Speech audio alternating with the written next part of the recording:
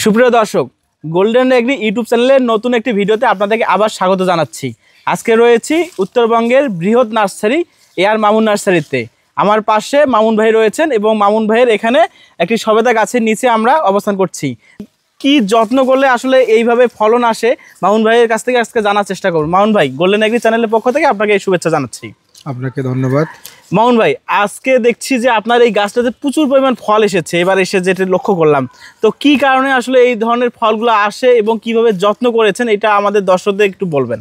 শুরুতে আমি একটা কথা বলি, আমরা সাধারণত দুইটি সবেদা প্রোভাইড করে থাকি। একটি হলো গোল সবেদা আর একটি হলো লম্বা সবেদা। এটি হলো গোল সবেদা। এই যে দেখুন কত বড় সাইজ চলে এসেছে। অবশ্যই কলম গাছ লাগাতে হবে এবং ভালো জাতের গাছ লাগাতে হবে, তাহলে কিন্তু এরকম ফল চলে আসবে। দ্বিতীয় কথা, সঠিকভাবে পরিচর্যা করতে হবে, পানি ব্যবস্থাপনা ঠিক রাখতে হবে, তাহলে ফল চলে আসবে। এবং গাছের যে খাদ্যগুলো দেওয়া দরকার, গাছের যে অর্গানিক সার এবং রাসায়নিক সার দেওয়া দরকার, সেগুলো কিন্তু পর্যায়ক্রমে পরিমাণ মতো দিতে হবে, তাহলে গাছ ভর্তি আমাদের গাছে যেরকম ফল চলে আসে সেরকম ফল চলে আসবে। এই গাছটির বয়স 4 বছর প্লাস হয়ে গেছে, আর গাছটিতে 1000-এর বেশি ফল ধরে আছে। এখনও অনেক ফল পেকে গেছে, তারপরেও কিন্তু গাছে অনেক বেশি ফল আছে, আর কয়েকদিনের মধ্যে আবার চলে আসবে এই গাছে প্রচুর পরিমাণ ফল, কারণ এটা 12 মাসই জাত। এরকম ফলন কি ছাদেও পাবো? প্রথমে যেটা আমরা দেখেছি যে মাটিতে প্রচুর পরিমাণ ফল চলে আসে, যে জাতগুলো, সে জাতগুলো কিন্তু ছাদেও ভালো রেজাল্ট দেয়। তবে ছাদে যে পরিমাণ আসে তার থেকে বেশি, অনেক বেশি পরিমাণ মাটিতে আসে, কারণ মাটিতে শিকড়গুলো চতুর্দিকে ছড়িয়ে যেতে পারে, অনেক বেশি খাদ্য নিতে পারে এবং অনেক বেশি ফল দিতে পারে। আচ্ছা, এটি হচ্ছে আপনি বললেন যে চারা রোপণের যে বিষয়টি, সেটা হচ্ছে কলম চারা রোপণ করেছেন বিধায় এইভাবে ফল চলে আসছে। তো যখন রোপণ করেছেন, মাটিটা কিভাবে প্রস্তুত করে নিয়েছেন এবং মাটি প্রস্তুতের সময় কোন বিষয়গুলো আপনি বিশেষভাবে নজর দিয়েছিলেন? সবেদা যেহেতু একটা চিরসবুজ বৃক্ষ, সারা বছরেই এর পাতা সবুজ থাকে। এর পাতা অন্যান্য যে ফলের চারাগুলো আছে, কিছু কিছু গাছের যেমন পাতা পড়ে যায়, তেমন কিন্তু না। যেহেতু এটা সারা বছর পাতা থাকে, সেক্ষেত্রে সারা বছর খাদ্য দিতে হবে। তবে গাছ যখন লাগাতে হয়, অবশ্যই সুস্থ সবল রোগমুক্ত আদর্শ গাছগুলো লাগাতে হবে। যদি সেগুলো মাটিতে লাগানো হয়, মাটির ক্ষেত্রে আমরা সেটা করে থাকি যে দুইভাবে গাছ লাগাই। একটা হলো সার দিয়ে, একটা হলো সার না দিয়ে। সার যদি আমরা না দেই, সেক্ষেত্রেও গাছ লাগানো যাবে। যখন গাছ খাদ্য নিতে পারবে বা খাদ্য খেতে পারবে, তখন আমরা গাছের গোড়ায় বিভিন্ন ধরনের অর্গানিক সার, যেমন হাড়ের গুঁড়া, ঝিনুক গুঁড়া, শিংকুচি, নিমখোল, এগুলো দিব এবং রাসায়নিক সারও কিছু পরিমাণ দিব। আর একটা কথা হলো, সার দিয়ে গাছ লাগানো যায়। যেমন আমরা সার দিয়ে গাছ লাগাতে চাই, বিশেষ করে আমরা বৈশাখ মাসের ওইদিকে যখন গাছ লাগাই, সেক্ষেত্রে সার দিয়ে থাকি। সেগুলো হলো এই সারগুলোই, অর্গানিক এবং রাসায়নিক সারগুলো পরিমাণ মতো গাছের সাইজ অনুযায়ী, গাছ কতটুকু লোড নিতে পারবে সেই অনুযায়ী দেখে শুনে তারপর সারগুলো দিলে গাছে প্রচুর পরিমাণ ফল চলে আসবে। এবং ছাদের ক্ষেত্রে যেটা দেখা যায় যে ছাদের মাটিটা যেহেতু অল্প পরিমাণ থাকে, এই মাটিটাতে বিভিন্ন ধরনের সার মিক্সার করতে হবে। এখানে অর্গানিক সারের পরিমাণটা বেশি দিতে হবে। স্লো রিলিজ ফার্টিলাইজারগুলো যদি দেওয়া হয়, সেক্ষেত্রে গাছ সুন্দরভাবে খাবে এবং ধীরে ধীরে গাছ এরকম ফল দিয়ে দিবে।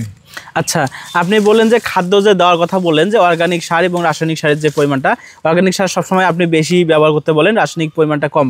তো সারটা আমরা কতদিন পর দিব, মাসে কতবার দিতে হয়? সার আসলে মাটিতে যদি হয়, সেক্ষেত্রে 6 মাস অন্তর অন্তর দিলেই এনাফ। আর ছাদের ক্ষেত্রে 3 মাস অন্তর অন্তর একটু পরিমাণ করে, একটু একটু, যেহেতু ছাদের মাটির পরিমাণ কম থাকে, 3 মাস অন্তর অন্তর দিলেই গাছের জন্য যথেষ্ট। আর একটা বিষয় লক্ষ্য রাখতে হবে, রোগবালাই কিন্তু এই সময়ে এই পাশে নজর দিতে হবে, তাহলে কিন্তু গাছপালা সুস্থ সবল থাকে। কোন ধরনের রোগবালাই এই গাছটাতে আসলে বেশি হয়ে থাকে? এই গাছের ক্ষেত্রে যেটা দেখা গিয়েছে যে পাতা ফুটো করে নেয়, লিম মাইনরের আক্রমণ হয়। লিম মাইনরের জন্য যে কাজটা করতে হবে, অ্যাবামেকটিন 1.8 গ্রুপের ওষুধগুলো ব্যবহার করতে হবে, যে কোনো অনুমোদিত কোম্পানি। কতদিন পর এটা ব্যবহার করতে হবে? যখন গাছের সমস্যা দেখবে বা 2-1টা পাতা খেয়েছে, তখনই এটা ব্যবহার করবে। পাতাগুলো ফুটো করে নিতে পারবে।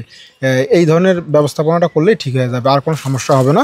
তবে ফল ঝরে যাওয়া, ফল পড়ে যাওয়া, ফল ফেটে যাওয়া, এগুলোর জন্য কিছু ব্যবস্থাপনা আছে, সেগুলো কিন্তু সঠিক সময় করতে হবে।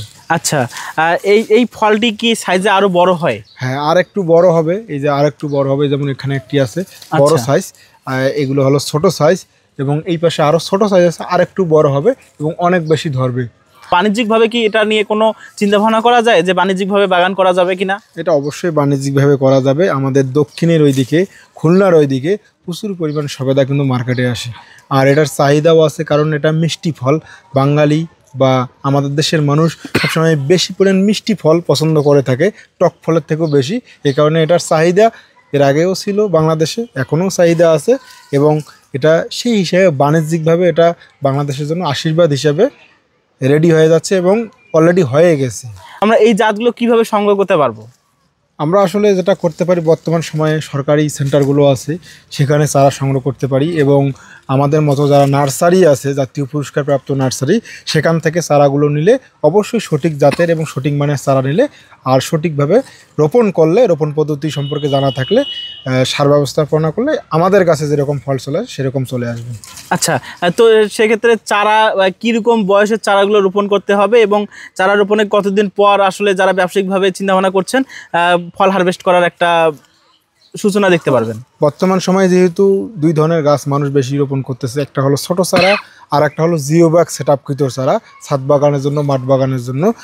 দুই ধরনের চারাই রোপণ করা যায়, তবে রোগমুক্ত সুস্থ সবল গাছ রোপণ করতে হবে, তাহলে কিন্তু রেজাল্ট পাওয়া যাবে। আচ্ছা, আর আপনার কাছে কি চারা অ্যাভেলেবেল রয়েছে? আমাদের কাছে চারা অ্যাভেলেবেল আছে, তবে আমরা যাদেরকে চারা দেখি, যারা যত্ন করতে পারে, সঠিকভাবে পানি ব্যবস্থাপনা করতে পারে, তাহলে তাদেরকে চারা দিলে আমাদের সুনামটা থাকে এবং গাছে ফল খেয়ে আমাদের জন্য দোয়াও করতে পারে। আপনার কাছে যে চারাগুলো রয়েছে, এই চারাগুলোর উচ্চতা কীরকম হবে, কিংবা ফল ধরা কোনো চারা রয়েছে কিনা? অবশ্যই ফল সহ চারা আছে, জিও ব্যাগে সেট আপ করা আছে, এবং ফল ছাড়া চারা আছে। সেই চারাগুলো আমাদের দুটি হটলাইন নাম্বার আছে, এখানে যোগাযোগ করে ফোন দিয়ে পরামর্শ নিয়ে তারপর চারা নিতে পারবে। আচ্ছা, শুধু কি চারাই নিলে হবে না, আপনাদের কাছ থেকে পরামর্শ নিতে পারবে পরবর্তীকালীন?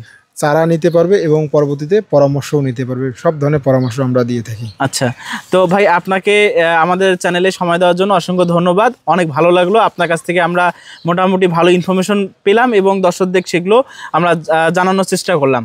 ধন্যবাদ। ধন্যবাদ। সুপ্রিয় দর্শক, দেখুন একটা গাছে কি পরিমাণ ফল এসেছে, আমরা শুরুতেই বলেছিলাম। তো শুধুমাত্র যে গাছ রোপণ করলেই হবে তা না, গাছ রোপণের ক্ষেত্রে অনেক বিষয়গুলো খেয়াল রাখতে হবে, সেগুলো আমরা মামুন ভাইয়ের কাছ থেকে জানার চেষ্টা করলাম। তো ভিডিওটি আশা করি আপনাদের ভালো লেগেছে, এবং যাদের চারার প্রয়োজন রয়েছে আপনারা চাইলে মামুন ভাইয়ের কাছ থেকে যোগাযোগ করেও চারা ক্রয় করতে পারেন, অথবা এসে দেখে শুনেও চারা নিতে পারেন। তো দেখা হবে অন্য কোনো ভিডিওতে। সে অবধি ভালো থাকুন, সুস্থ থাকুন।